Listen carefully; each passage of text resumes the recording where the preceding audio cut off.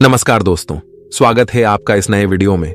हमारी जिंदगी में कई बार हम खुद को एक मुश्किल घड़ी में पाते हैं। कई बार हमें बड़े फैसले लेने पड़ते हैं, लेकिन हमें यह नहीं पता होता कि वो सही है या गलत।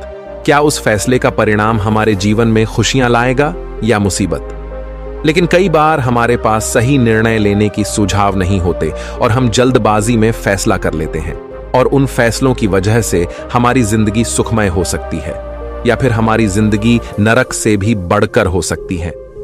इसलिए सही फैसला लेने की क्षमता हमारे जीवन में सफलता हासिल करने के लिए आवश्यक है। तो चलिए आज की इस बोध कहानी के माध्यम से जानते हैं कि जीवन में सही फैसले कैसे लिए जाएं, और यह भी कि सही निर्णय लेने के तरीका कौन सा है। तो बिना किसी देरी के कहानी शुरू करते हैं दोस्तों। कई साल पहले की बात है। एक छोटे से राज्य में एक बौद्ध भिक्षु निवास कर रहे थे, जिन्हें सभी जगहों पर उनके ज्ञान के बड़े चर्चे थे। वह बौद्ध भिक्षु बहुत ज्ञानी थे। उनके पास लोग बहुत दूर दूर से आते थे ताकि वे उनसे अपनी समस्याओं का समाधान प्राप्त कर सके। उनके पास कोई भी कैसी भी समस्या लेकर क्यों ना आए, वह समस्या का समाधान अवश्य करते थे। जब भी वह किसी की समस्या सुनते तो उस समस्या को बड़े ही ध्यान से सुनते, समझते, उसमें लीन हो जाते, और उसके बाद कुछ देर के लिए वह आंखें बंद करते और समस्या के बारे में अच्छे से सोच विचार करते और उसके बाद उसका समाधान देते। ऐसे में कोई भी व्यक्ति उनके बारे में केवल एक ही बात सोचता था, शायद इन साधु के पास कोई ऐसी चमत्कारिक शक्तियां हैं जिससे यह समाधान पूछते हैं और उसके बाद हमें वह समाधान बताते हैं। एक बार एक युवक ने उन महाराज से यह पूछ भी लिया, क्या आपके पास ऐसी कोई चमत्कारी शक्तियां हैं जिसके कारण आप हमारी समस्याओं का समाधान करते हैं, या आपके पास ऐसी कोई दिव्य दृष्टि है जिससे आप हमारी समस्याओं का समाधान खोज पाते हैं। उस युवक की यह बात सुनकर वह साधु जोर जोर से हंसने लगे, लेकिन उन्होंने उस युवक की बात का कोई जवाब नहीं दिया। उसके कुछ ही दिनों बाद उस राज्य में एक बड़ी अजीब सी घटना घटी। उस राज्य में एक बुढ़िया औरत रहा करती थी जो अपने पूरे घर में अकेले ही रहती थी। उसका कोई ना था। उस राज्य से होकर 4 मित्र अपने घर की ओर जा रहे थे। वे लोग दूसरे नगर में काम करके पैसा इकट्ठा करके अपने गांव की ओर जा रहे थे। ये बात बहुत पुराने जमाने की है, जब यातायात के साधन ना हुआ करते थे, इसलिए वे लोग पैदल ही यात्रा किया करते थे। इसी कारण वे चारों मित्र अपने अपने धन को इकट्ठा करके अपने गांव की ओर प्रस्थान कर रहे थे। उन चारों ने अपना अपना धन एक छोटी सी पोटली में रखा था और उसी पोटली में उन सब की सारी कमाई थी।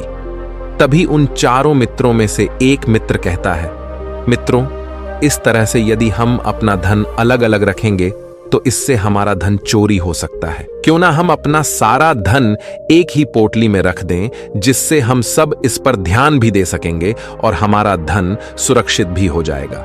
और जब हम अपने गांव पहुंच जाएंगे तो हम वहां पर अपना अपना हिस्सा इसमें से ले लेंगे। उन तीनों मित्रों ने उस युवक की बात मान ली और वे सभी मिलकर अपना धन एक ही पोटली में रख देते हैं और वे सभी मिलकर अपने गांव की ओर आगे बढ़ते हैं। चलते चलते काफी समय बीत चुका था और अब रात्रि होने वाली थी। तभी आगे चलकर रास्ते में उन्हें एक घर दिखाई दिया जहां पर एक बूढ़ी औरत रहा करती थी। रात्रि का समय भी हो चुका था और उन चारों मित्रों को रात रुकने के लिए कोई ना कोई जगह की आवश्यकता भी थी। ऐसे में उन चारों ने मिलकर यह योजना बनाई कि वे लोग आज रात इसी घर में ठहरेंगे। इसलिए वे चारों लोग उस घर की ओर आगे बढ़ते हैं। उस घर का दरवाजा खटखटाते हैं। तभी सामने से एक बूढ़ी औरत दरवाजा खोलती है और उन चारों मित्रों में से एक मित्र हाथ जोड़कर उस बूढ़ी औरत से कहता है, माता जी, हम अपने गांव की ओर जा रहे थे, लेकिन यहां रास्ते में ही रात हो गई और अब हम इतनी रात में सफर नहीं कर सकते। इसलिए हमारी आपसे विनंती है कि हम आपके यहाँ पर एक रात रुकना चाहते हैं। सुबह होते ही हम यहाँ से चले जाएंगे। उस बूढ़ी औरत ने काफी देर सोच विचार किया और उसके बाद वह बूढ़ी औरत कहती है, ठीक है, तुम सभी आज रात के लिए यहाँ पर रुक सकते हो। मुझे कोई दिक्कत नहीं, मैं खाना बनाने जा रही हूँ। कहो तो तुम लोगों के लिए भी बना दूं। उन चारों ने सहमति जताते हुए कहा, हाँ बिल्कुल। उसके बाद उन चारों मित्रों ने धन की पोटली उस बूढ़ी औरत को थमा दी और कहा, माता जी, इस पोटली में हमारे साल भर की कमाई है। हम चारों ने अब तक का अपना सारा कमाया हुआ धन इसी पोटली में रखा है और अब हम इसे आपको सौंपते हैं, क्योंकि यह हम चारों से ज्यादा आपके पास सुरक्षित होगा। हम बस इतना चाहते हैं कि यदि हम चारों में से कोई एक व्यक्ति से लेने आए तो आप इस पोटली को उसे मत देना जब तक कि हम चारों एक साथ इस पोटली को लेने न आए। तभी वह बूढ़ी औरत कहती है, ठीक है बेटा, यदि तुम चारों एक साथ आओगे तभी मैं इस पोटली को आपको सौंपेंगे। और वैसे भी आप लोग तो सुबह यहां से चले जाने वाले हैं। मैं आपको सुबह ही यह पोटली थमा दूंगी, वह धन की पोटली। उस बूढ़ी औरत को थमाकर चारों मित्र निश्चिंत हो जाते हैं कि अब उनका धन सुरक्षित है और वे लोग खाना खाकर सो जाते हैं। अगली सुबह जब वह चारों उठते हैं तो सभी लोग अपनी आगे की यात्रा के लिए तैयारियां शुरू कर देते हैं। उन चारों नौजवानों में से एक नौजवान थोड़ा सा बदमाश था। वह अपने उन तीनों मित्रों से कहता है, भाइयों, इस बूढ़ी औरत ने हमारी रात भर खातिरदारी की है, हमें अच्छा भोजन खिलाया, सोने के लिए अच्छी जगह दी, रात भर यहां सर छुपाने के लिए एक अच्छा मकान दिया और हमने अब तक उसके लिए कुछ नहीं किया। वह बूढ़ी औरत अकेले ही खेतों में काम कर रही है। क्या हम सभी यहां से जाने से पहले इस बूढ़ी औरत की मदद नहीं कर सकते? उस बदमाश नौजवान ने मन ही मन यह योजना बना ली थी कि वह किसी तरह से भी उस बुढ़िया से पोटली हासिल करके ही रहेगा। बाकी के तीनों मित्र उसकी बातों में आ जाते हैं और वे सभी मिलकर उस बुढ़िया की मदद करने अर्थात खेतों में काम करने के लिए चल पड़ते हैं। वे सभी मिलकर खेतों का काम कर ही रहे थे कि तभी वह बदमाश नौजवान अपने बाकी तीनों मित्रों से कहता है, मित्र, मुझे जोरों की प्यास लग गई है, मैं जरा उस बूढ़ी औरत से पानी मांगकर लाता हूं। वह बाकी मित्र भी अब काफी थक चुके थे, उन्हें भी जोरों की प्यास लगी थी, इसलिए वह तीनों मित्र उसे वहां से जाने की अनुमति दे देते हैं। जैसे ही वह बदमाश उस बूढ़ी औरत के पास पहुंचता है, वह उस बूढ़ी औरत से कहता है, माता जी, अब हम यहां से जा रहे हैं, कृपया करके हमारे धन की पोटली हमें वापस दे दें। इस पर वह बूढ़ी औरत कहती है, नहीं नहीं, जब तक तुम चारों एक साथ ना हो तब तक मैं वह पोटली किसी को नहीं दे सकती। तुम्ही ने तो कहा था कि जब तक हम चारों एक साथ ना हो तब तक यह पोटली किसी को नहीं देनी है। तभी वह बदमाश उन तीनों की तरफ इशारा करते हुए कहता, हे लाओ। उन तीनों ने सोचा कि हमारा मित्र हमारे लिए पानी लाना चाहता है, इसलिए वह हमसे आज्ञा मांग रहा है।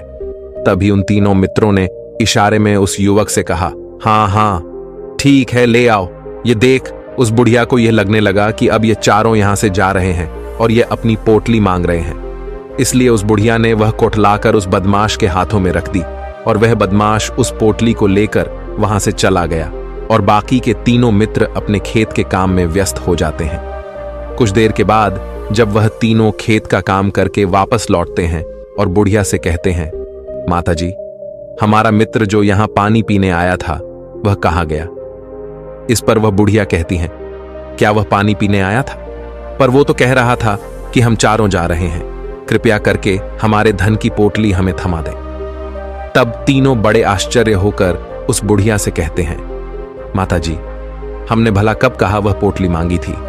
हमें तो प्यास लगी थी और हमने पानी के लिए इशारा किया था। तभी बूढ़ी औरत उन तीनों से कहती हैं, परंतु अब तो वह पोटली लेकर जा चुका है। तभी वह तीनों मित्र सर पकड़कर रोने लगते हैं और कहते हैं, माता जी, उसमें हमारा सारा कमाया हुआ धन था जो वह अकेले लेकर भाग चुका है। हमने तो आपको कहा था कि जब तक हम चारों एक साथ न आए तब तक आपको वह पोटली किसी को नहीं देनी है, फिर आपने ऐसा क्यों किया? इसमें आप ही की गलती है। हमने आपको उस पोटली की हिफाजत के लिए रखा था और आपने उसे एक ऐसे आदमी के हाथों में दे दिया जिसने हमारा सारा धन हमसे लूट लिया। हम बर्दाश्त नहीं करेंगे, हम राजा के पास जाएंगे और राजा से आपकी शिकायत करेंगे, न्याय की मांग करेंगे। अब तो इस बात का राजा ही फैसला करेंगे। तीनों नौजवान क्रोधित होकर राज दरबार में पहुंच जाते हैं और अपनी सारी समस्या उन राजा को बता देते हैं। जब वह राजा उन तीनों नौजवानों की बात ध्यानपूर्वक सुनता है तो वह तुरंत ही उस बुढ़िया को राज दरबार में पेश होने का आदेश देता है। राजा के आदेश पर राजा के सैनिक तुरंत ही उस बूढ़ी औरत को राज दरबार में पेश करते हैं और राजा भरी दरबार उस बूढ़ी औरत को दोषी करार कर देता है और कहता है, तुम्हें वह पोटली उस अकेले व्यक्ति को नहीं देनी चाहिए थी। जब उन्होंने तुमसे कहा था कि जब तक वह चारों एक साथ उस पोटली को लेने ना आए तब तक तुम्हें वह धन किसी को नहीं देना चाहिए था। इसमें तुम्हारी गलती है और अब तुम्हें इसका हर्जाना भरना होगा, तुम्हें इनका धन लौटाना होगा। राजा का यह आदेश सुनकर बूढ़ी औरत फूट फूट कर रोने लगती है और राजा से मदद की गुहार लगाती है और कहती है, हे राजन, मैं तो एक बूढ़ी औरत हूं और मेरे पास इतना धन नहीं है और ना ही मेरे घर में कोई ऐसा है जो धन कमाता हो। मेरे पास इतना धन नहीं कि मैं इनका धन लौटा सकूं। मैं तो अकेली हूं, बेसहारा हूं, कृपा करके मुझ पर रहम करे। लेकिन राजा उस बूढ़ी औरत की एक नहीं सुनता। वह बूढ़ी औरत रोते हुए अपने घर की ओर जा रही थी।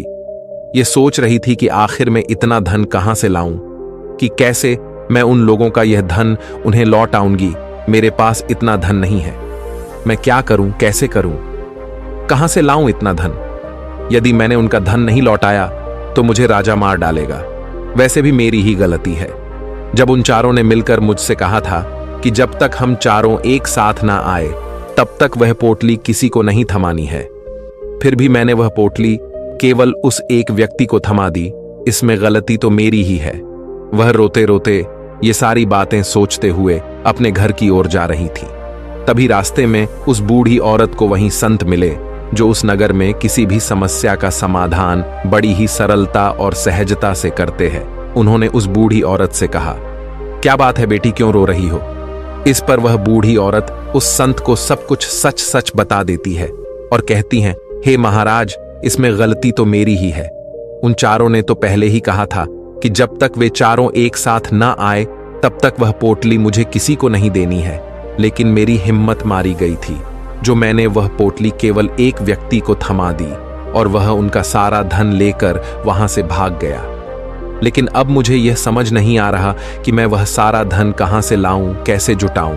मेरे पास इतना धन नहीं है और राजा ने तो आदेश भी दे दिया है कि मुझे उनका धन लौटाना ही पड़ेगा। लेकिन मैं यह समझ नहीं पा रही कि इतना सारा धन मैं कहां से लाऊंगी। तभी वह संत उस बूढ़ी औरत से कहते हैं, शांत हो जाओ, मैं कोई ना कोई रास्ता जरूर निकाल लूंगा। इतना कहकर वह संत वहीं पर बैठ जाते हैं, ध्यान करने लगते हैं। कुछ देर के लिए आंखें बंद कर सोचते हैं, विचार करते हैं। मौन रहकर वह समस्या का समाधान निकालते हैं और उसके बाद वह उस बूढ़ी औरत से कहते हैं, बेटी, राजा ने फैसला किया है, वह बिल्कुल गलत है। आपने जो किया इसमें आपकी कोई गलती नहीं है। राजा का फैसला गलत है। उन संत के इतना कहने पर बूढ़ी औरत चुप हो गई और यह सोचने लगी कि आखिर राजा का फैसला कैसे गलत हो सकता है। राजा तो सभी के लिए न्याय ही करते हैं और वह कभी किसी का बुरा नहीं करते। फिर आखिर आज राजा का फैसला कैसे गलत हो गया? उन संत और उस बुढ़िया की बात आसपास के खड़े लोग सभी लोग सुन रहे थे और वे लोग भी बड़े अचरज में थे, क्योंकि राजा का फैसला कैसे गलत हो सकता है। राजा ने तो बिल्कुल सही फैसला लिया है। इस बूढ़ी औरत ने ही गलती की है, उन चारों का धन केवल एक ही को थमा दिया। ऐसे में इस बुढ़िया को उनका धन तो लौटाना ही चाहिए। राजा ने गलत फैसला कहा किया है। तभी वह संत उस बूढ़ी औरत से कहते हैं, जाओ और राज दरबार में कह दो कि हे राजन, आपका फैसला गलत है और सही क्या है, गलत क्या है, इसका फैसला मैं करूंगा। पहले तो बूढ़ी औरत इतनी हिम्मत ही नहीं जुटा पा रही थी कि वह राज दरबार में जाकर भरे राज दरबार में राजा को यह कह सके कि राजन, आपका फैसला गलत है। लेकिन जैसे तैसे उसने हिम्मत जुटाई और वह वापस राज दरबार लौटी। उसने डरते हुए भरे राज दरबार राजा से बड़ी थर्राती आवाज में कहा, हे राजन, आपने जो फैसला किया है वह फैसला गलत है। इतना कहकर उसने राजा को सारी बात सच सच बता दी। उस बूढ़ी औरत की बात सुनकर राजा बहुत क्रोधित हुआ। राजा ने उस बूढ़ी औरत से कहा, कौन है वह संत जिसने मेरे फैसले को गलत बताया है? क्या उन्हें नहीं लगता कि मैंने सही निर्णय लिया है? मैं हर रोज कई निर्णय लेता हूं, कई फैसले करता हूं, लेकिन आज तक कभी किसी ने मुझसे यह नहीं कहा कि मेरा फैसला गलत है। यदि उन संत ने मुझे सही फैसला न सुनाया, उन्हें फांसी की सजा दे दूंगा। यह बात पूरे नगर में फैल गई। सभी लोग यह जानने के लिए हैरान थे कि आखिर वह साधु ऐसा कौन सा फैसला सुनाने वाले हैं जो राजा से भी उचित होगा, जिसमें सबके लिए न्याय होगा। राजा ने अपने सैनिकों को तुरंत ही आदेश दिया कि जाओ और संत को राज दरबार में लाओ। राजा की आज्ञा के अनुसार वे सैनिक तुरंत ही उन संत को लेने के लिए निकल पड़े। वे लोग कुछ ही देर बाद उन संत को लेकर राज दरबार पहुंचे। राज दरबार में सभी लोग उपस्थित थे और सभी लोग उन संत के फैसले का इंतजार कर रहे थे। उन संत को देखकर राजा कहता है, महाराज, आपको ऐसा क्यों लगता है कि हमने जो फैसला किया है वह गलत है? इस बुढ़िया ने यह वादा किया था कि वह चारों लोगों को एक साथ ही वह पोटली जमाएगी। फिर आखिर उसने अपना वादा क्यों तोड़ा? इसने यह गलती क्यों की कि इसने केवल एक ही को पोटली थमा दी और वह उनका सारा धन लेकर यहां से भाग गया? तो क्या इसमें इसकी गलती नहीं है? क्या इससे इनका धन नहीं लौटाना चाहिए? इस पर वह साधु बड़ी विनम्रता से राजा से कहते हैं, हे राजन, यह आपका फैसला था, लेकिन मैं आपसे कुछ कहना चाहता हूं। इस पर राजा कहता है, ठीक है, कहिए आप क्या कहना चाहते। इस पर वह साधु बड़ी विनम्रता से राजा से कहता है, हे राजन, जैसा कि वादा किया गया था कि पोटली एक साथ उन चारों को ही दी जाएगी, तो अभी तो ये केवल 3 है, चौथा कहां है? तो इनसे कहिए कि ये लोग यहां से वापस जाएं और अपने उस चौथे मित्र को यहां लेकर आए, तभी इनका धन वापस किया जाएगा। और वादा भी ऐसा ही किया गया था कि जब तक चारों लोग एक साथ ना हो तब तक उनका धन उन्हें नहीं लौटाया जाएगा। और यदि यह बूढ़ी औरत इन तीनों को धन लौटा देती है तो ये बूढ़ी औरत अपना वादा तोड़ देगी, और ये सही नहीं है। इसलिए यदि आप चाहते हैं कि इनका धन लौट आया जाए तो पहले इनसे कहिए कि ये लोग जाएं और अपने उस चौथे मित्र को यहां पर वापस ले आए। उस राजदरबार में हर कोई इस बात को सुनकर बहुत खुश हुआ। सभी ने उन संत की बहुत तारीफ की। राजा भी उन संत के इस फैसले से पूरी तरह से सहमत था। राजा तुरंत ही उन संत के सामने सिर झुका लेता है और हाथ जोड़कर उनसे कहता है, हे महाराज, आपका यह फैसला इतना सही कैसे हो सकता है? आखिरी बात मेरे दिमाग में आई क्यों नहीं?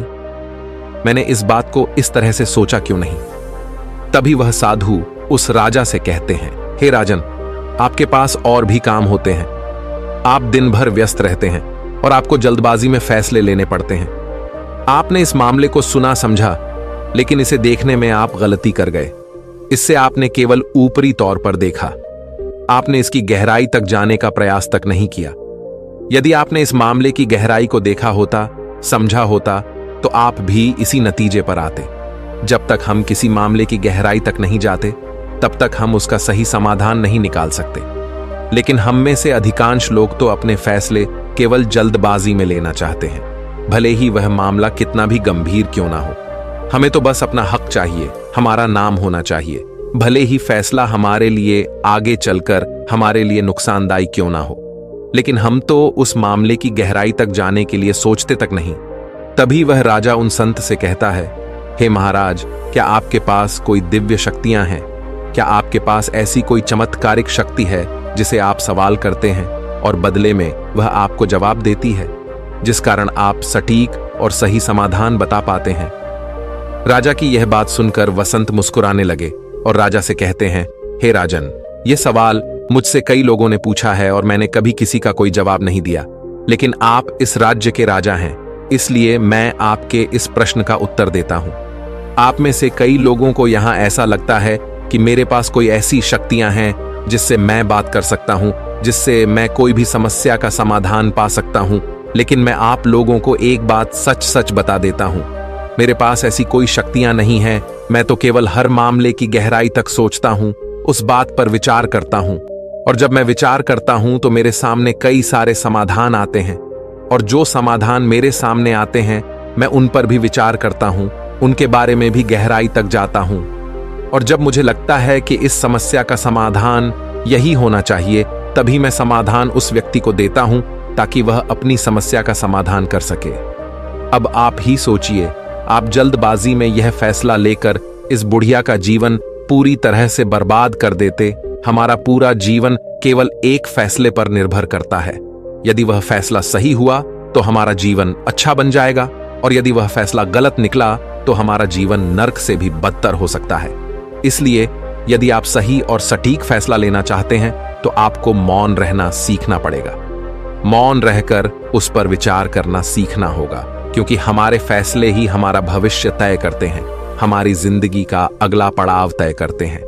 फिर चाहे वह फैसले छोटे हों या बड़े, वे ही हमारी जिंदगी को निर्धारित करते हैं। इसलिए सबसे पहले हमें सही फैसले लेने के लिए मौन रहना सीखना आवश्यक है, उन पर विचार करना आवश्यक है। और जब आप ऐसा करते हैं तो आपके सामने एक ही समस्या के कई सारे समाधान निकल कर आते हैं। और जब आप उन पर गौर करेंगे तो आपको यह समझ में आएगा कि उन फैसलों का समाधान कैसा होना चाहिए, कि समाधान से आपको क्या फायदा होगा और क्या नुकसान होगा, या उस समाधान पर सोच और विचार करने पर ही आप उसे समझ सकते हैं। और तभी आप यह निर्णय भी ले सकते हैं कि क्या यह समाधान उचित रहेगा या नहीं। और यह सब संभव हो सकता है यदि हम कम बोलना शुरू करें, अब पूरी तरह से मौन हो जाए। इसका अर्थ यह है कि आप भीतर से शांत हो जाएं। और जब आप भीतर से शांत होने लगते हैं तो आपका मन स्पष्ट होने लगता है, साफ होने लगता है, और आप किसी भी चीज पर सोच विचार कर सकते हैं। और जब आप भीतर से शांत होने लगते हैं तो आप ऊपर से भी कम बोलते हैं। और जब आप धीरे धीरे कम बोलने के आदी हो जाते हैं तो आप साफ और स्पष्ट तौर पर सोच और समझ पाते हैं। आपके विचारों में शुद्धता आ जाती है, जिससे आपको यह साफ और स्पष्ट देखने को मिल जाता है ये कौन सा फैसला सही होगा और कौन सा फैसला गलत होगा। आपको उस परिस्थिति में क्या करना चाहिए और क्या नहीं करना चाहिए। लेकिन हम में से अधिकांश लोग अपने आप को सही साबित करने के लिए, अपने आप को ऊंचा साबित करने के लिए अत्यधिक बोलते हैं, और इतना बोलते हैं कि हर कोई उनकी बातों को गंभीरता से नहीं लेता। उन्हें ऐसा लगता है कि मानो ज्यादा बोलना ही हमारे लिए हमारा शस्त्र है, लेकिन वह यह भूल जाते हैं कि वह अत्यधिक बोलकर मूर्ख बन रहे हैं। लोग हमारा मजाक बनाते हैं, हमें मूर्ख समझते हैं, हमसे दूर रहने लगते हैं क्योंकि उन्हें हमारी बक बक अच्छी नहीं लगती। लेकिन जब आप भीतर से शांत होने का प्रयास करते हैं और धीरे धीरे भीतर से शांत होने लगते हैं तो आप खुद ब खुद ऊपरी तौर पर कम बोलना शुरू कर देते हैं। इससे आपके मन में, आपके मस्तिष्क में एक साफ और स्पष्ट विचार उत्पन्न होते हैं और आप अपने आप को साफ स्पष्ट तौर पर समझ पाते हैं, देख पाते हैं आपको कब, क्या, क्यों और कितना बोलना चाहिए, और आपको कब, कैसे, क्यों, किस तरह से कौन सा फैसला लेना सही है या नहीं, यह भी आप अच्छी तरह से समझ और जान पाते हैं। जब आप कम बोलना शुरू करते हैं तब आप अपने आप को बहुत अच्छी तरह से समझना शुरू कर देते हैं, अपने आप पर अच्छी तरह से विचार करना शुरू कर देते हैं। तब आपको यह बात भी बहुत अच्छी तरह से समझ में आने लगती है कि जो हम बेकार की बक बक करते हैं उस पर हमारे शरीर की बेवजह ही कितनी सारी ऊर्जा यूं ही व्यर्थ हो जाती है, नष्ट हो जाती है, जिसे हम चाहे तो किसी जरूरी काम में लगा सकते हैं, फैसले लेने में लगा सकते हैं, जिससे हम तनाव मुक्त रह सकते हैं और हमें अच्छी नींद भी आ सकती है। और यदि आप इसी प्रकार सोच विचार कर फैसले लेना शुरू करते हैं तो आपका मस्तिष्क भी अच्छी तरह से काम करने लगता है और आपका मस्तिष्क पहले से भी ज्यादा शक्तिशाली हो जाता है। और इसका एक बहुत अच्छा उदाहरण भी आपको मैं बताना चाहूंगा। जब आप स्कूल में पढ़ते थे या फिर आज भी आप पढ़ रहे हो तो आपने देखा होगा कि जो बच्चे होनहार होते हैं, होशियार होते हैं, वे लोग बहुत कम बातें करते हैं और अपना समय सही चीजों में लगाते हैं। वह अधिकांशतः अपना समय मौन होकर ही बिताते हैं। इसी वजह से वह पढ़ाई करने में बहुत तेज होते हैं। वह जो कुछ भी पढ़ना चाहते हैं वह उसे याद कर ले जाते हैं। लेकिन वहीं पर दूसरी तरफ जो लोग बहुत अधिक बोलते हैं, यदि आप उन्हें पूरे 24 घंटे भी दे दें तो भी वह उस तरह से उन चीजों को याद नहीं रख सकते जिस तरह से वह मौन रखने वाले बच्चे उन बातों को याद कर लेते हैं। और महान चाणक्य ने भी यही कहा है कि जो व्यक्ति ये समझ जाता है कि उसे कब, कहां और कितना बोलना चाहिए, उस व्यक्ति को सफल होने से कोई नहीं रोक सकता। और आप इतिहास उठाकर देख सकते हैं, आज तक जो भी लोग महान हैं, जो लोग भी सक्सेसफुल बने हैं, उन लोगों की आदत बहुत कम बोलने की है। उनका पूरा ध्यान केवल अपने लक्ष्य पर होता है और अपना पूरा समय वह अपने लक्ष्य को पाने में ही लगा देते हैं। इसीलिए आपको भी यह आदत अपने जीवन में उतारनी चाहिए। और कम बोलने का अर्थ यह नहीं कि आप ऊपर से कम बोलें, बल्कि आप भीतर से कम बोलिए, भीतर से शांत रहिए। यदि आप रोज इसका अभ्यास करते हैं तो केवल कुछ दिनों में ही इससे होने वाले लाभ आपको आपके सामने नजर आने लगेंगे। दोस्तों, आपने आज के इस वीडियो से क्या सीखा वह मुझे आप कमेंट में बता सकते हैं। इसी के साथ मैं उम्मीद है कि आपको आज की वीडियो पसंद आई होगी, तो इस वीडियो को उस इंसान को शेयर करें जिससे ये कहानी सुनने की जरूरत है, और उसी के ठीक बाद चैनल को सब्सक्राइब करें। तो चलिए फिर मिलते हैं ऐसी एक और नई वीडियो में एक नए मैसेज के साथ। तब तक के लिए अपना ख्याल रखें। धन्यवाद और नमो बुद्धाय।